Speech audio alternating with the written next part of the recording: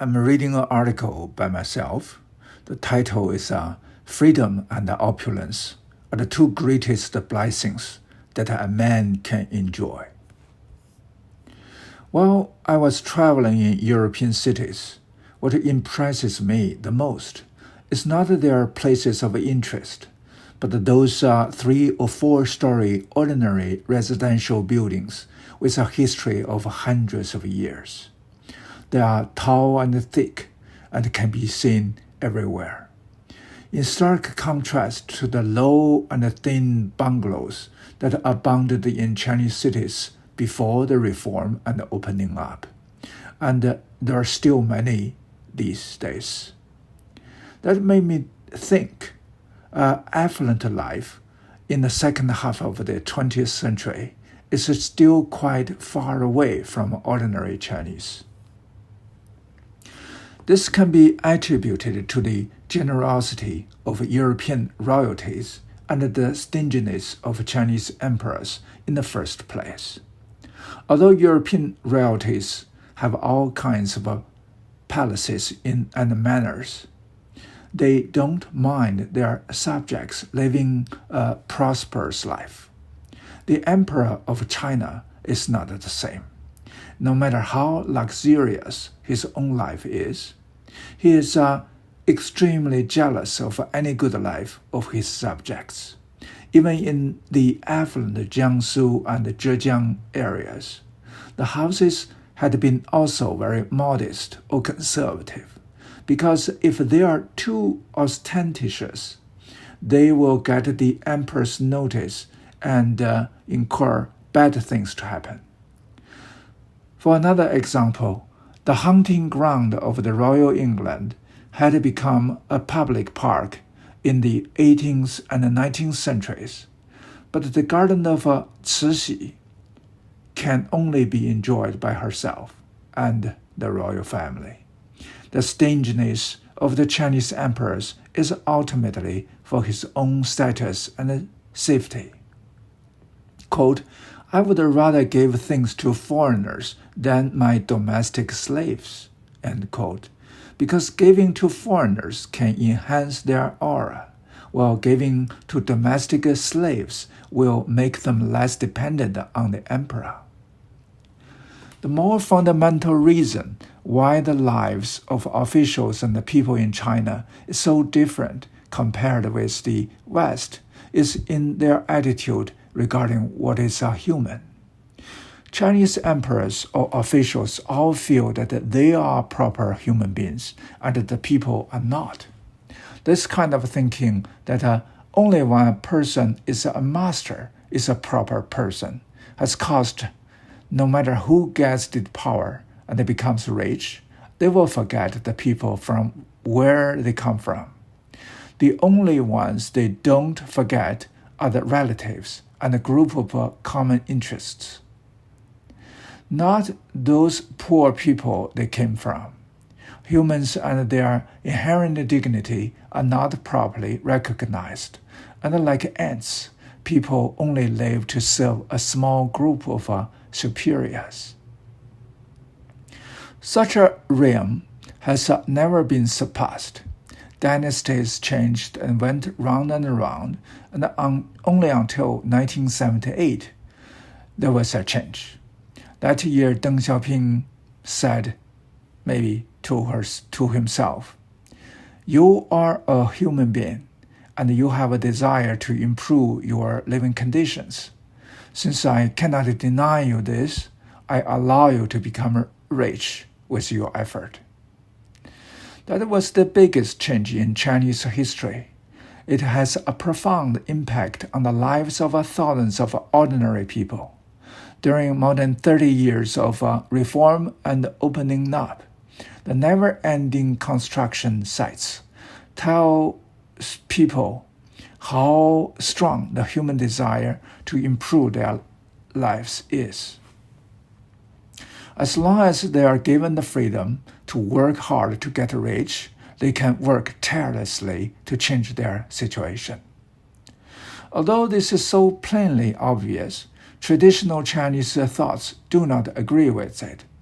Confucius often talked about wealth and morality in his teachings, and the relationship between wealth and etiquette, such as poor without flattery, rich without arrogance, poor but happy, rich but polite.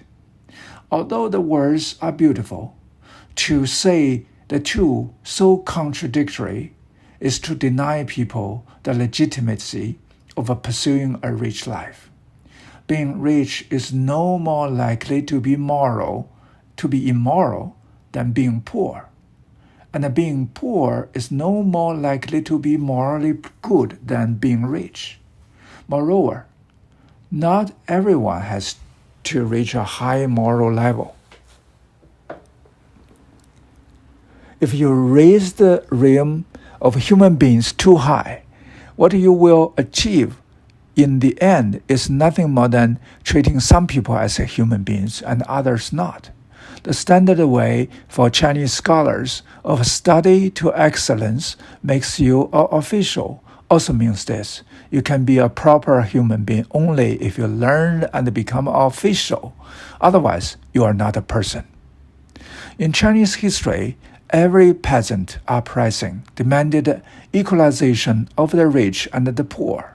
But the people were still poor, and the society was still unequal.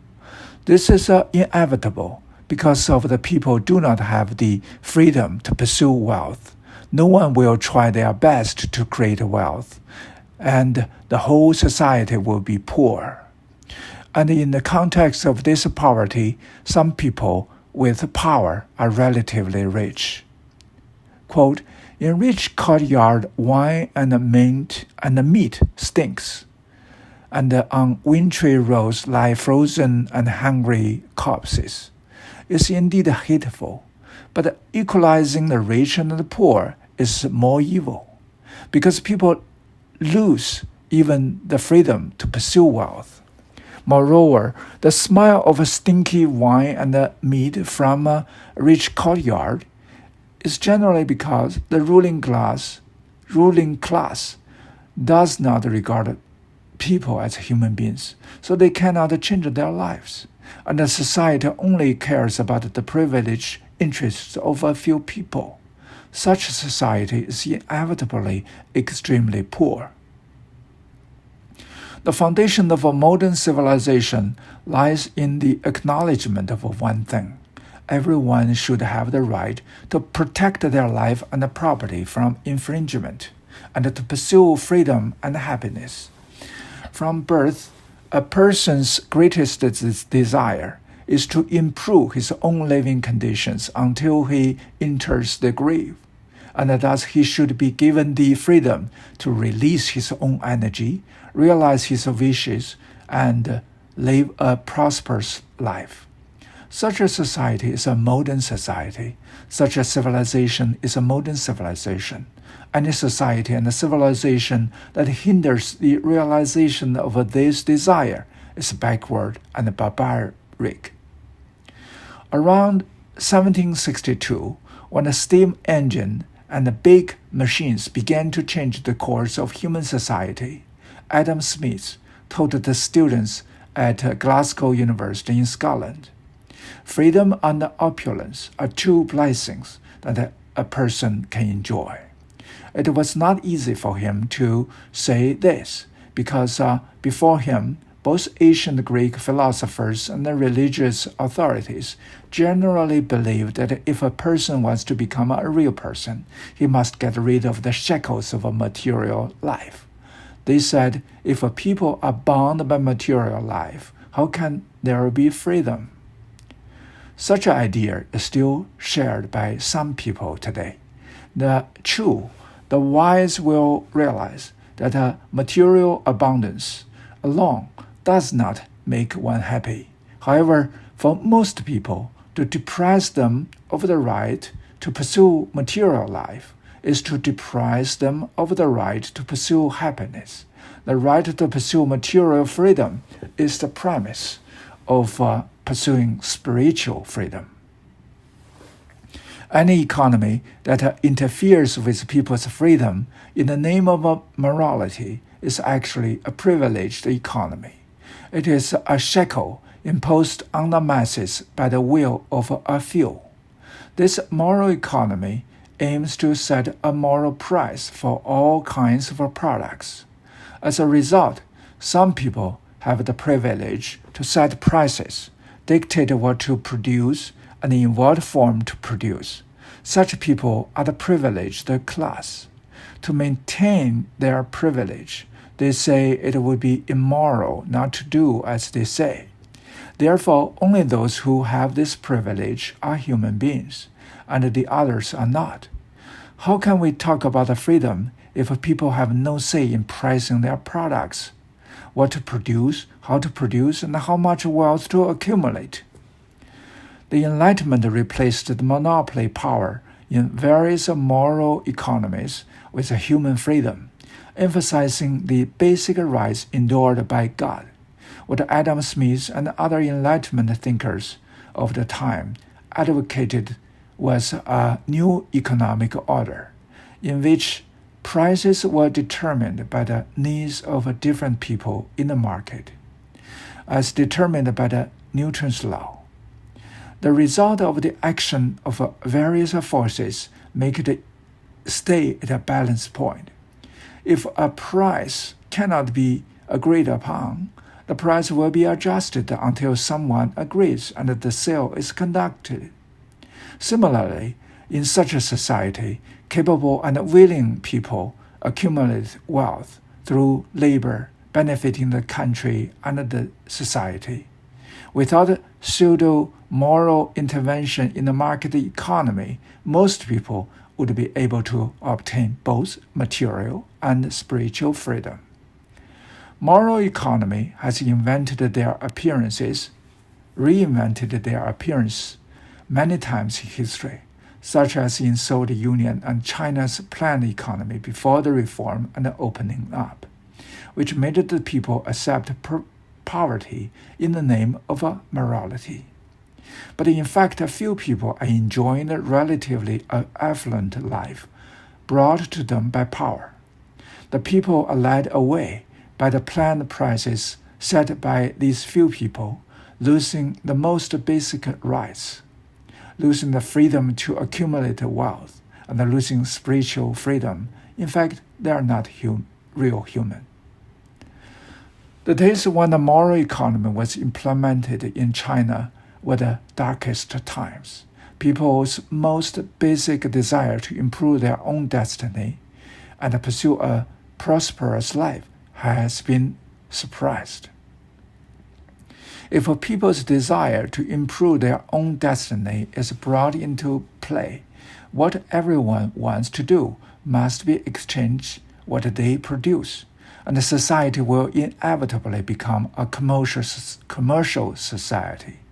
From the perspective of self-interest, people must abide by certain moral rules. The total wealth of the society can also be increased. If a people cannot change their own destiny, how can this society have the motivation to create wealth? How can that kind of a society be moral?